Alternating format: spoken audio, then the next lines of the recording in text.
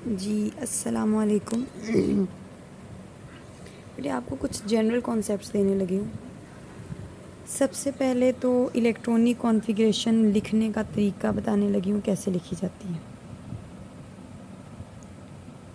अगर तो आप इस तरीके से कोई 200 तक भी एटॉमिक नंबर हो ना किसी चीज़ का, तो आप electronic configuration without any confusion निकाल सकते हो। आपने बस एक टर्म याद रखनी, S S P S P S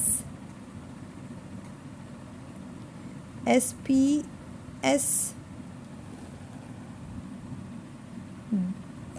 S S P S P S D P S and F D P S. अगर तो मैं आपको आसान तरीका बताती हूँ। अगर तो आपने ये याद रख ली ना, 2 दफ़ा स्कूल स्कूल स्कूल, अब बड़ा हो गया स्कूल। 2 दफ़ा पब्लिक स्कूल, 2 दफ़ा division public school D P S, और 2 दफ़ा federal division public school federal division public school. ये चीज़ें याद रख ली आप। किसी का भी बहुत बड़ा एटॉमिक नंबर भी हुआ ना, फिंगर टिप्स पे आप लोग उसकी कॉन्फ़िगरेशन निकालोगे। अब दूसरी चीज़ क्या याद रखनी है, एस में हमेशा टोटल नंबर ऑफ़ इलेक्ट्रॉन 2 आएंगे, पी में हमेशा टोटल नंबर ऑफ़ इलेक्ट्रॉन 6 आएंगे, डी में टोटल नंबर ऑफ़ इलेक्ट्रॉन 10 आएंगे, और एफ़ में टोटल नंबर ऑफ़ इलेक्ट्रॉन हमेशा 14 आएंगे। अब मैं आपको वर्ड्स का बताती हूँ। एस के साथ हमेशा पहला जो काउंटिंग का वर्ड आएगा 1 आएगा। पी के साथ पहली दफ़ा 2 आएगा, 1 नहीं आएगा कभी भी। डी के साथ 2 नहीं आएगा, 3 आएगा, और एफ़ के साथ 4 आएगा। ये चीज़ें याद कर ली तो आप कॉन्फ़िगरेशन बहुत आसानी से कर सकते हो। अब आप कहोगे कैसे? हम आयोडीन की निकाल के देखते हैं 53। इधर देखिए, आयोडीन 53। आप लिखो school school public school public school, division public school division public school. अभी यहाँ तक देखते हैं कि हमारे 53 इलेक्ट्रॉन पूरे होते हैं या नहीं होते। 2 एस में, फिर 2 पी में 6, फिर एस में 2 पी में 6, फिर एस में 2 डी में 10, फिर पी में 6 2 10। काउंट कर लें, 10 20 30 40 41 42 43 44 45 46 47 48 48 हो गए। और अब हमारे पास कितने और, हमने पी में 6 आ सकते हैं ना, यानी 5 आएंगे। ये एक एस खाली था, इसको हमने काट दिया। अब आते हैं, हाँ आपको ये कैसी कॉन्फ़िगरेशन है, हम तो 1s2 2s2 लिखते होते हैं, तो ये मैंने क्या लिख दिया। अब मैं आपको 1 2 का बताने लगी हूँ।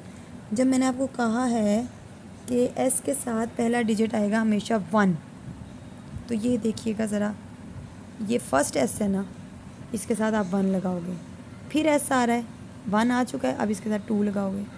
अब देखो पी आ रहा है, क्या पहले पी आ चुका है? नहीं, पहला पी है तो उसके साथ आएगा 2, 2 लगा दिया। एस आ रहा है, पीछे देखो कौन सा एस है, 2 वाला है ना, यहाँ 3 लगा दो। फिर पी आ रहा है, पीछे देखो कौन सा पी है, 2 वाला है ना, यहाँ 3 आएगा। एस आ रहा है, देखो पीछे कौन सा एस गया है, 3s गया, यहाँ 4s आएगा। डी है, क्या ये पहला डी है? पहले डी के साथ हमने कहा है 3 आएगा। पी, अब देखो लास्ट टाइम पी 3 आया था, अब ये 4 आएगा। लास्ट टाइम एस 4 आया था, ये 5 आएगा। लास्ट टाइम डी 3 आया था, ये 4 आएगा। लास्ट टाइम पी 4 आया है, अब ये 5 आएगा। इस तरीके से बेटे आप कोई भी इलेक्ट्रॉनिक कॉन्फ़िगरेशन इस कॉन्सेप्ट के थ्रू निकाल सकते हो। अब मैं आपको एक बात बताती हूँ कि इलेक्ट्रॉनिक कॉन्फ़िगरेशन तो निकल गई, इसमें ये जो 1 2 है, ये क्या है? हमेशा याद रखिए, इस 1 का मतलब शेल है। एस पी डी एफ, ये आप सबको पता है, ये सब शेल्स होते हैं।